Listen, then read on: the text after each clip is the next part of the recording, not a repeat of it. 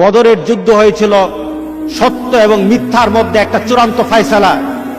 রাসূল সাল্লাল্লাহু আলাইহি সাল্লাম আল্লাহর দরবারে কেঁদে কেঁদে বলেছিলেন, মাবুদ রব্বুল আলামিন, আজকের যুদ্ধে যদি মুসলমানরা হেরে যায় তাহলে পৃথিবীতে তোমার নাম নেওয়ার মতো আর কেউ থাকবে না। রাসূল সাল্লাল্লাহু আলাইহি সাল্লামের এই চেতনা, রাসূল সাল্লাল্লাহু আলাইহি সাল্লামের এই চাহিদা, রাসূল সাল্লাল্লাহু আলাইহি সাল্লাম আল্লাহর দরবারে এই আরাধনা, আল্লাহর দরবারে কেঁদে কেঁদে বলার কারণে সাহাবায়ে কেরাম একটু পেরেশান হয়ে গেলেন যে রাসূল এভাবে কাঁদতেছে আজকে। একটু খেয়াল করেন, একটা কথা, একটা ব্যক্তির কথা, একজন সাহাবীর কথা আপনাদের আজকে শোনাতে চাই।